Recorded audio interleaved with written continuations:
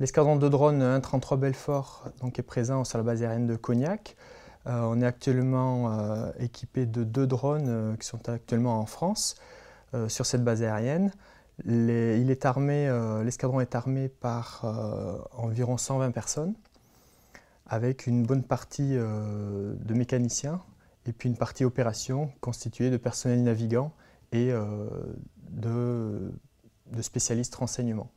La différence entre piloter un avion de chasse et piloter un drone revient rapidement à la manière de piloter cet avion. On associe rapidement le pilotage de l'avion de chasse aux sensations que l'on peut ressentir.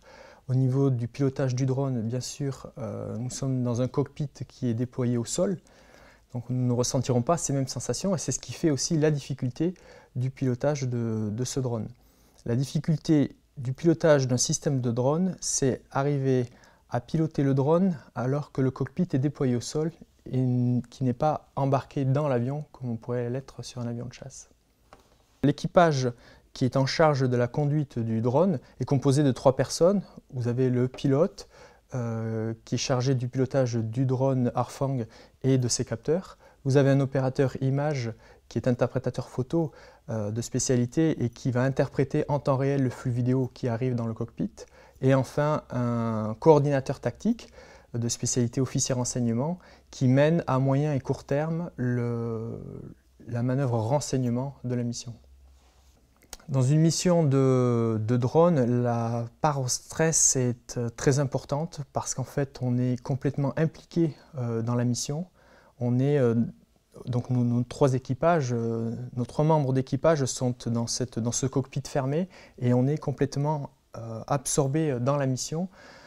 Et lorsqu'on travaille par exemple en support de troupes qui sont au sol, eh bien on est directement, on travaille, alors qu'on est nous peut-être même déportés, on est directement avec eux sur le terrain en train de surveiller leurs alentours pour protéger leurs arrières en quelque sorte.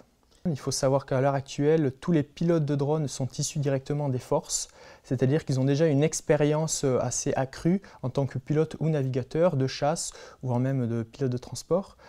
Donc ce sont des gens qui sont déjà entraînés et très bien entraînés et qui ont déjà une très bonne connaissance des procédures. L'avantage du drone par rapport peut-être à d'autres moyens comme l'avion de chasse par exemple, ça va résider directement dans son autonomie. On a à l'heure actuelle des autonomies qui sont de l'ordre de 24 heures et ce qui permet bien notamment une permanence sur notre zone d'intérêt, sur les objectifs qui nous sont donnés. Contrairement à un avion de chasse qui malgré tout pourra ravitailler plusieurs fois. Un autre point important du drone va être sa discrétion.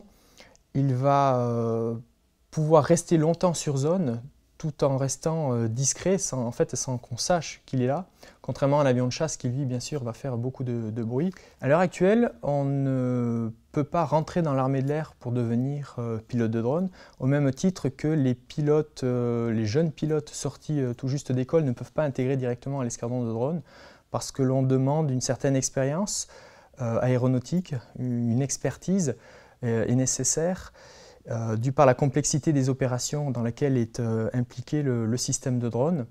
Cette expérience est vraiment nécessaire de par la complexité des opérations aujourd'hui, l'intégration du système de drone dans les opérations, que ce soit au niveau interarmé ou au niveau interallié, d'où la nécessité d'avoir des gens qui ont déjà de l'expérience.